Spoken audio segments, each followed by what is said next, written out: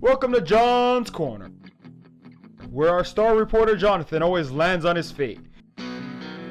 He's a hard-hitting reporter who isn't afraid to throw a punch or to take one. He's always investigating the issues that others shy away from, uncovering even the biggest of scandals, while learning every secret he can. Here on John's Corner.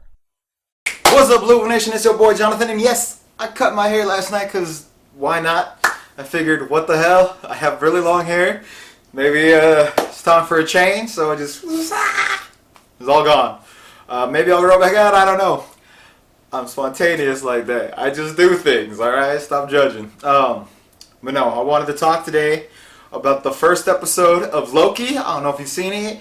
If you haven't, spoilers, but it was genius. I loved it. All right, so right off the bat, I love that the first thing you see before even the opening credits is Loki's last scene in Endgame, where they're back in 2012, and you know the stuff that took place when they went back in time into the Avengers thing, and Loki escapes with the Tesseract and all that. I loved it. Genius. I love that. So then Loki essentially gets arrested right away, and he's put on trial for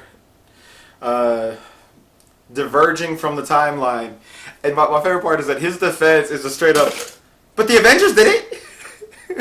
let's hold the Avengers accountable. I'll go with you to get the Avengers. And their response is, no. The Avengers were supposed to do that. That's part of the timeline. Which means that what Steve Rogers did was also part of the timeline, which means that my theory was correct, and what the writers confirmed was correct, that Steve Rogers was always Peggy Carter's husband. Even when she was old and had dementia, her husband was Steve Rogers. He was always meant to go back in time and live with her, and I loved that. I thought that was genius, because it was always meant to be. And then, you know, you're going into this, you're kind of thinking like, okay, this isn't the Loki who redeemed himself in Dark World and Thor Ragnarok. Are we going to like this? Is this the villain Loki, or are we going to redeem this Loki too? And they redeemed him, and they did it in such a beautiful way where he just watched the other Loki's life play out and saw that his family always loved him and that his actions caused the death of his mother. And it was heartbreaking watching him watch those scenes from those movies. Just, it broke you in such a beautiful way. And then you get the whole, like, the twist ending where, oh, the deviant that we're looking for is you. So, like, he's the bad guy that they're trying to stop. It's just genius. I cannot wait until the next episode. I have not been this excited for television in a long time. It is so good.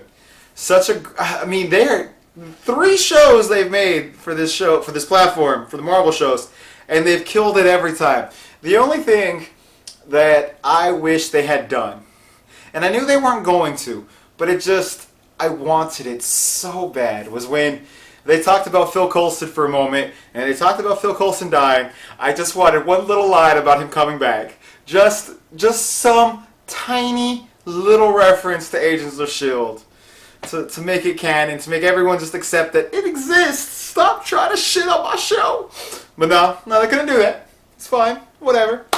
But beyond that, I loved it. WandaVision, genius. Falcon Winter Soldier, genius. And now Loki, genius. They're just slaying it with these damn shows, man. Disney Plus is really worth the money. If you get that, you get the Big Shot show, which is genius. The Mighty Ducks show was badass. I like High School Musical, that show. Never watched the actual movies, but the show I like. I hope they do Kristen Bell's show where high school theater departments come back and do a play one more time, because that was an awesome show. Jeff Goldblum was which was like, it's just a great program, and if you don't have it, you should definitely check it out. Speaking of streaming services, though, I don't think I talked about it. Amazon bought MGM, which means James Bond is owned by Amazon. I don't know how that's going to work.